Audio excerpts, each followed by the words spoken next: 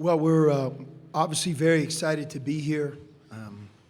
The NCAA tournament is something that I don't think any of us ever want to take for granted. And here at the University of Arizona, we have such a storied tradition that, sometimes you can almost be made to feel like it's a given. But because of the parity in this game and the change from one season to the next, I think all of us, fight hard to be able to return each and every year. So we're excited to be here.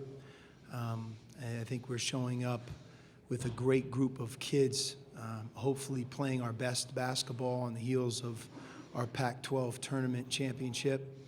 And certainly know we're playing against a very well-coached championship team in North Dakota here in round one.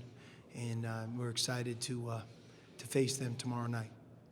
We've gone through a lot of different injuries and things that I think can derail a team during the year. Some of our games that maybe we could have lost, we found a way to win while our team was getting healthy or, maybe waiting for Alonzo to return. But we've had for the first time a really good stretch of health, and we have all of our players playing, and now we've had a time together as well. It's not as if we've just come together for the first time for a week. We've been together for maybe a month or so when you consider all of our players. And with that, I think we have depth, and on a given night, it's not just one guy that we're counting on. We really have gotten contributions from everyone, and I think that's what's so special about our team to this point is that we really have had a total team effort in building the success of the regular season. You earn your seed, you earn your location, and I'm sure that the play of our entire season in the Pac-12, what happened this past weekend, allowed us to be here in Salt Lake City and have a seed like the number 2 seed. We love being here in Salt Lake. It's in the footprint of the Pac-12. Our players have been in this city many times. Our fans are able to travel here very easily, and really for our own team, logistically, like you had mentioned, we're here in an hour flight, which there's a lot of teams in this tournament that don't have that. So now it's up to us to take advantage and perform well. Sean, hey, Dan Wolkin from USA Today.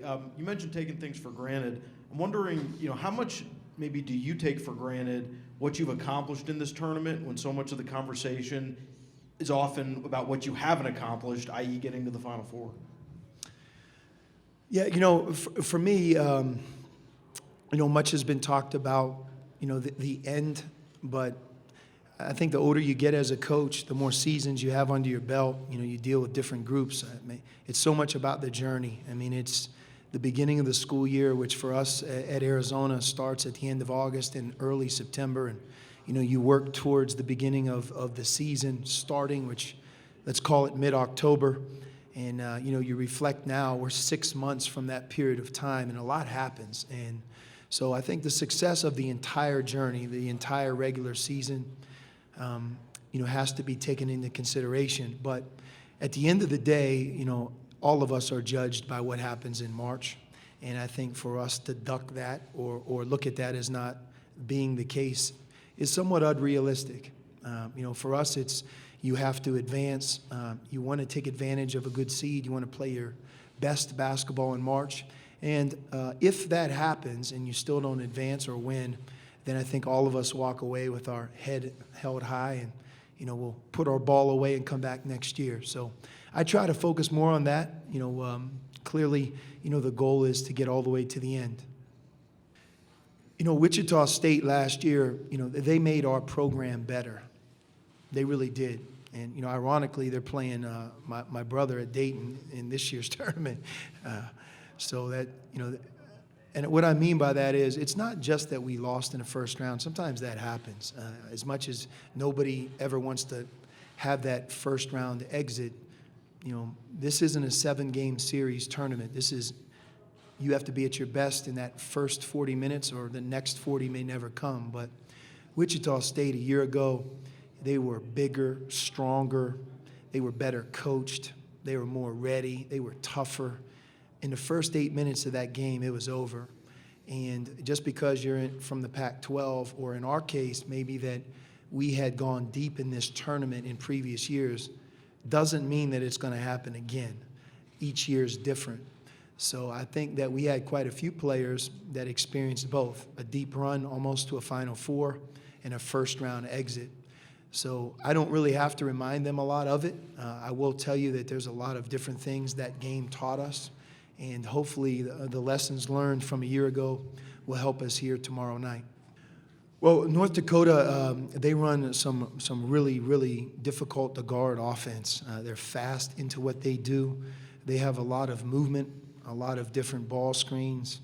And when you have a lot of movement and it's fast, and you have, I think a number of very good players, I think their guards are as good of a tandem as maybe we've faced, especially when you look at their production. They combine for, I guess, about 35 points per game.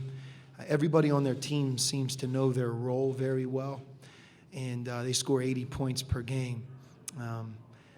So we're really going to be challenged in defending them, and I think that's been a big focus the last couple of days.